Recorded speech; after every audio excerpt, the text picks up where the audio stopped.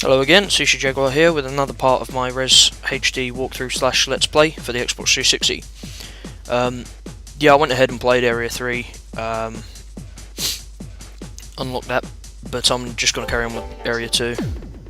Wouldn't want to show you anything ahead of time, would I? I am actually recording this after I recorded this part, because Audacity doesn't like me recording while playing at the moment, but I will get that sorted out for the next part, so there's no need to worry. I prefer doing live commentary anyway. It's just more, it flows better, I guess. But yeah, this is the first level where you really see a lot of use of the switching viewpoints, as well as those guys, those cruise ship type guys. So, you know, it adds a kind of, you know, a new degree to the game with every level, I guess. You know, you get switching viewpoints, you get different enemy types, you know, everything's fresh, every level has got something new, and that's something that's kind of lacking, you know, from today's games. It's repetitive stuff. I mean, take Gears of War for example. I mean, Gears of War 2, yeah, sure, every level is something different. Like, you know, you had the level in the truck and the level inside the giant rockworm and that kind of stuff, but it was all still killing things with guns with chainsaws on them, wasn't it? You know, and it's a bit of a shame that core gameplay is just that. It's just core gameplay. There's no, you know, variation on it. They don't build upon the core gameplay and add interesting new elements as the game goes on. I mean, while, like, you know, Team Ninja with their Devil May Cry and Ninja Gaiden series both, you know, add new weapons and stuff like that, all the buttons do all the same things, which is a bit of a shame. It'd be nice to see, you know, a game where, like, you go into a new level and the control scheme just, like, gets switched around, and suddenly you're walking backwards or, you know, upside down or something like that. Still fighting the same enemies maybe, or some new enemies, but, like, you know, you're just doing something different to what you have been doing the past 2 hours, or however long you've been playing the game. But I suppose that's just what they make different game genres for, variation.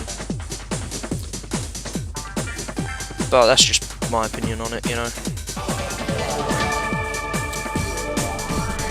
We should be seeing the shield type enemies in a second here. Yep, there we are. Those guys, you want to look onto them straight away, because they put up a shield that blocks one of your shots as one shot HP, as you can see there. Basically, you can lock onto them before they get into position, and you'll destroy them before their shields can become active. And they're more of a distraction, really, while other enemies get a chance to fire off a missile shot. And yeah, I missed those 2 level up tokens there. I was quite annoyed.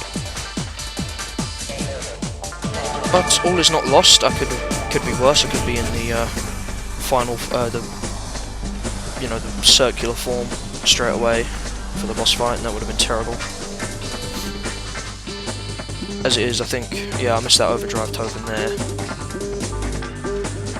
Which is lame. Oh, those circular enemies, I forgot to mention. They launch those kind of pointy triangle-shaped guys, and both of them shoot missiles at you. So it's really your decision which to take out first. But if they do shoot any missiles, you know, just shoot the missiles down like I've been doing. I think I'm not sure, because I don't think I've ever gotten to the final form, but I think when you're in final form, you know, that brings your life points up to a maximum of 4. So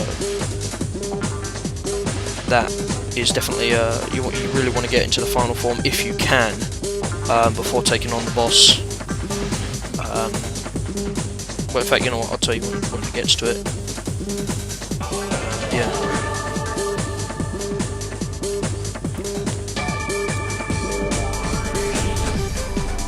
Layer 8. I made pretty good progress this video, I think, you know, not even halfway through and I was nearly at the boss.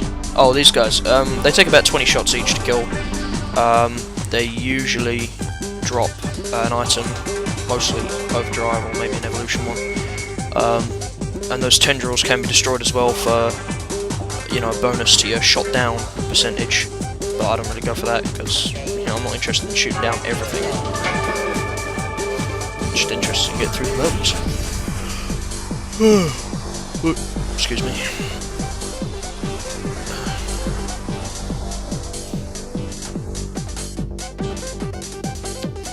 The Line Riders here shoot missiles a bit more frequently.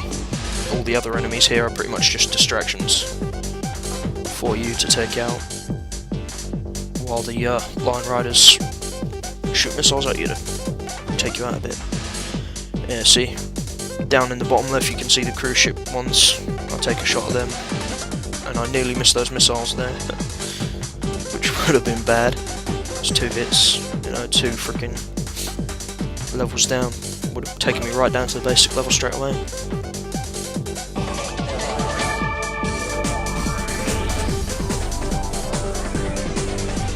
And 10. More shield guys to take out. Not really much of a problem.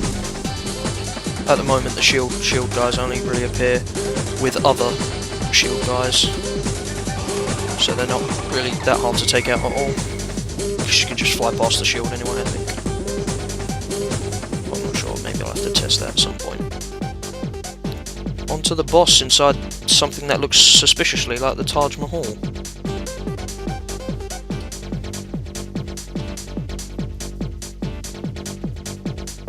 Yeah, this guy's a pain in the arse. You don't even get to damage him until about 3/4 of the way through the fight. First you've got to take out these tendrils here, as you'll see. They shoot like mini kind of missiles at you, I guess. They're really easy to kill because you lock on. If you aim at the tendril and just hold down the A button, it will lock onto the missiles and destroy them for you. So there's no need to try and find the missiles. Here you want to shoot the yellow bits and unlock the circles, because they'll crush you and you'll take damage. So obviously something to avoid. I think I nearly, yeah, that's where I nearly missed one.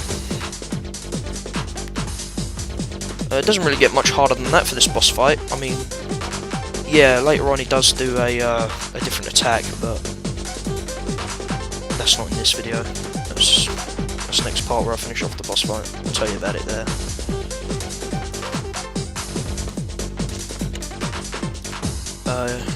If you did get the overdrive that I missed earlier on, it's a good idea to use that when the boss shows himself properly. Because it will take out a good chunk of his life, and you can still do damage to him even after you use it. Yeah, I use it here. When he pops out of his shell to attack. Oh no. Oh, I'm getting the timing wrong now. Gotta do more tendrils first. I think you have 3 goes of shooting down the tendrils, 2 goes inside that tube, and 2 goes at his actual form. There we go. Find his actual form now, that's where I use an overdrive. See how much of his life it strips away? Nearly half. Which is very good help. Here, the tendrils are the same in place every time, but they activate at random, I think. So really it's just shoot anything. Sorry, shoot anything glowing yellow in this part. I think I do get hit in a second, because I missed one of those orange things. But not really too much of a problem, I guess.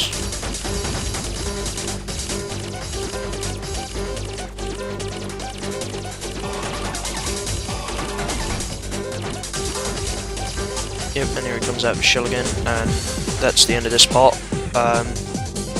Next video will be me finishing off the boss fight and starting stage 3, so stay tuned for that. And this has been Sushi Jaguar doing a walkthrough for Res HD on the Xbox 360. I hope you enjoyed it, and see you in the next part.